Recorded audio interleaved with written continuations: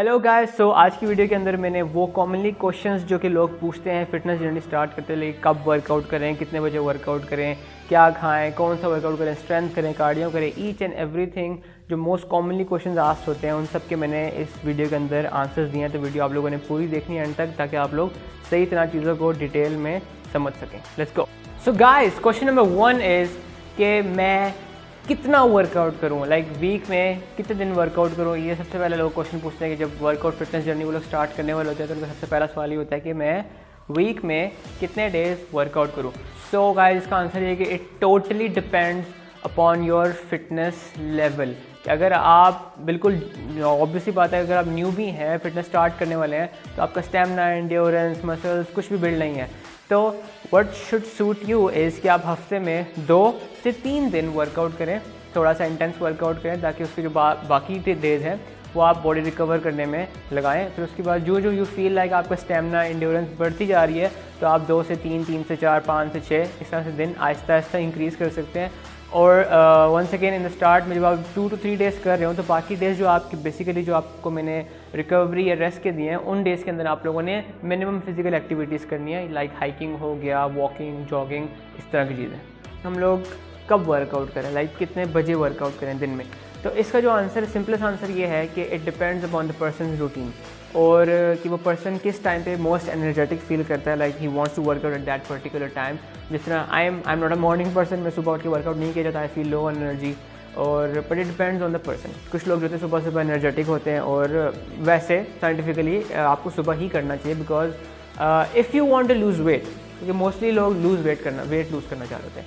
If you want to lose fat, you want to lose weight, तो फिर it's better कि आप लोग सुबह सुबह वर्कआउट करें, because you are running low on energy. आपके जो स्टमक होता है इट्स नॉट फ्यूल्ड अप, खाली होता है, you running low on fat, low on carbs. तो जब आप उस टाइम वर्कआउट करते हो, यू डू कार्डियो और व्हाटएवर द वर्कआउट इज़, तो आप डायरेक्ट अपना फैट को टारगेट कर रहे हो, बिकॉज आपका एनर्जी रिसोर्सेज होते हैं बॉडी के अंदर वो खाली फैट और कार्ब्स की सूरत में होते हैं। कार्ब्स तो लो होते हैं because you are empty stomach, तो आपका डायरेक्ट फैट टारगेट होता है एज अ एनर्जी सोर्स। तो but it also depends on the person goal. अगर बंदे का गोल है, if he wants to gain strength, gain muscle, and if he wants to gain endurance, stamina, weight loss, morning. If he wants to gain strength, muscle और high intensity training करनी है उसको, तो he should do the workout at evening या night, because your body is fuelled up with carbs and energy. तो आप उस time पे अपने गोल्स अच्छे से अचीव कर सकते हैं, but the ending point should be, you should be consistent in what ever time you do. कोई भी टाइम आप लोग करें, बट आप लोगों को कंसिस्टेंट होना चाहिए वर्कआउट्स के अंदर। सुबह करें, शाम को करें, रात को करें, doesn't really matter, but the point is you should be consistent enough to achieve your goal. Workout कितनी देर करना चाहिए, again guys depends upon your life style, your goal and your fitness level. तो मैं आप लोगों को डिटेल में ज़रा गाइड करता हूँ। तो basically if your goal is to increase your stamina, endurance, और like for example you are doing a lot of cardio to increase your stamina, endurance, तो आप लोगों का workout should be maximum around 40 to 45 minutes, क्योंकि उससे ज़्यादा if you push yourself, you are gonna drain yourself out, आप बहुत ज़्यादा थक जाएंगे, and there is no point doing more than 40-45 minutes of cardio या कुछ भी इस तरह की एक्टिविटी जो कि आपकी एंड्योरेंस को इंक्रीज़ करे। And if your goal is to gain muscle, good shape, and like body builders या फिर अच्छे फिटनेस एथलीट्स, मॉडल फिजिक, तो उसके लिए आपको हर मसल को इंडिविजुअली प्रॉपरली टारगेट करना पड़ेगा। बाइसेप को 3 एंगल से, proper angle, set, reps, everything. तो उसके लिए इफ़ इट टेक्स अराउंड 2 घंटे या 2.5 घंटे भी आपको लगते हैं अगर एक मसल को इंडिविजुअली प्रॉपर टारगेट करने में, तो यू टेक दैट लॉन्ग। तो आप फिक्स नहीं कर सकते कोई टाइम स्ट्रेंथ ट्रेनिंग में कि यार इतना टाइम बस मैंने 40 मिनट करने थे, मैंने 40 मिनट कर लिया, बेशक मसल लगे या ना लगे। तो इट टोटली डिपेंड्स ऑन आपका गोल क्या है। अगर आपका गोल स्टेमिना इंक्रीज करना सारा कुछ है, 40 to 45 minutes is good enough. But if your point is to gain muscle, strength और proper shape and everything, तो फिर as much as long the time takes आप वो करो जब तक आप उस मसल को properly hit नहीं कर सकते। So the answer to this question is simply depending on your goals. Are warm-ups important before workout? Yes.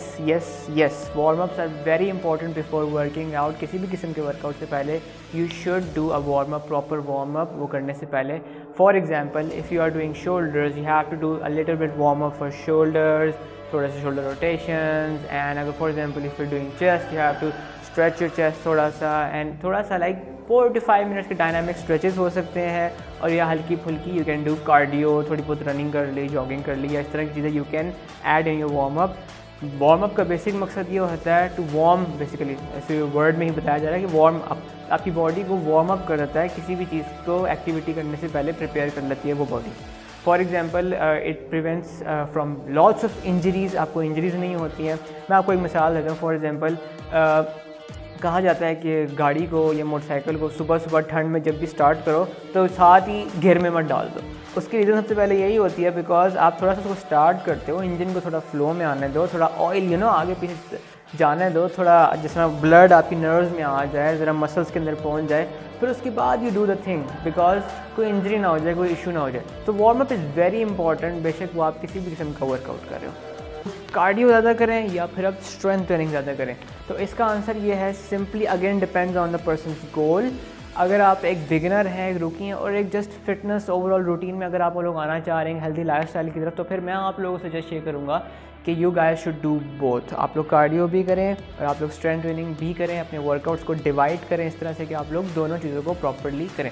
Because cardio के बेनिफिट्स में ये हो जाता है कि आपके जो हार्ट रेट है वो इंक्रीज़ होता है, विच इंक्रीजेज योर ब्लड स्ट्रीम आपके इंक्रीज़ होता है आपके ऑर्गन्स के अंदर, आपकी बहुत सारी इंजरीज़ आपको प्रिवेंट, और इंजरीज़ भी और आपको डिजीज़ भी बहुत सारे जो होते हैं वो नहीं होते because if your cardiovascular health is good.